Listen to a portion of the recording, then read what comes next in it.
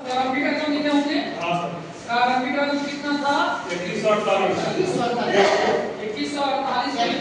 2148 को लेके चले हम लोग और फिर इधर लिखे हम लोग घी खरीद खाता है ना, घी खरीद खाता।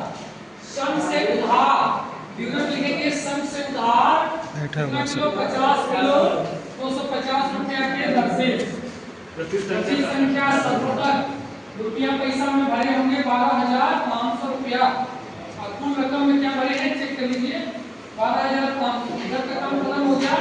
नामे जमा में क्या लिखेंगे? सन खाता बिल्कुल सही है। सन खाता लिखेंगे। सन खाता और विवरण में लिखे होंगे आप लोग कि उधार ये घी खरीद सन से उधार 50 किलो 250 रुपया के दर से रसीद संख्या 70 और रुपया पैसा में 12,500 और कुल रुपया में 12,500। ठीक है, इसका काम खत्म हो गया। इसमें किसी को पूछना है? आपको समझ में नहीं आया? उधार है तो दोनों तरफ दिखाएगा लेकिन खाता का नाम चेंज हो जाएगा। घी खरीद खाता और इधर सन। बिल्कुल सही है। इसका एक्शन ही बता रहा है कि ये उसमें अभी अच्छा लग रहा है। यहाँ सुधार दाना बिक्री पिछले दिन सुधार दाना खरीद किए थे तो अब सुधार दाना को बिक्री करेंगे ना। सुधार दाना बिक्री खाता कितना लिखाएगा? जमा में कि नामे में? जमा में। बिल्कुल सही है, जमा में लिखाएगा। जमा में लिख दीजिएगा सुधार दाना बिक्री खाता सुधार दाना बिक्री खाता लिखाएगा। बिल्कुल सही है।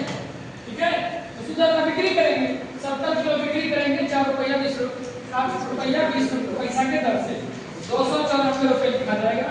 केवल और केवल जमा साइड में लिखाएगा।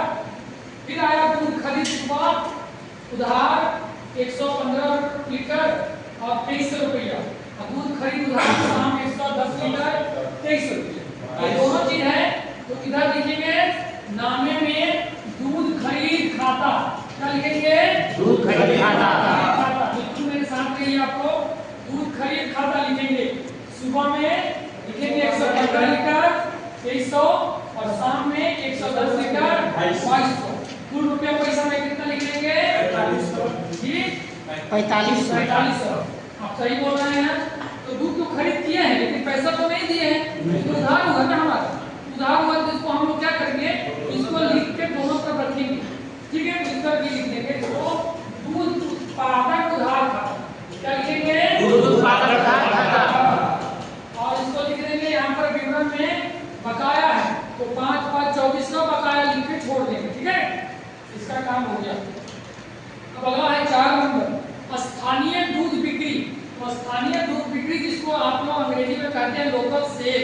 समिति स्तर पर दूध को बिक्री किया जाता है तो सचिव उस वक्त तो देख रहे हैं कि सचिव पैसा रख लेते हैं और दूध उसके बदले देते हैं। उसको कहते हैं स्थानीय दूध बिक्री, अंग्रेजी में लोकल सेल। तो दूध बिक्री जब हुआ तो समिति में पैसा जो है कैश क्या है? बढ़ा। तो जब कैश समिति में बढ़ा तो हम लोग यहाँ क्या लिखेंगे?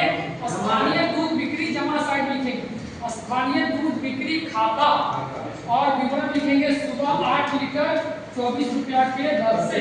ठीक है, रुपया पैसा में लिखेंगे 192 रुपया और कुल रुपया पैसा में भी लिख देंगे 192। काम खत्म हो गया। सड़क बिंदु से समिति का घी की ढुलाई करना है तो घी ढुलाई खर्च खाता। खाता का नाम क्या होगा? घी ढुलाई खर्च खाता। घी ढुलाई खर्च खाता। जो खर्च होगा तो किधर लिखाएगा?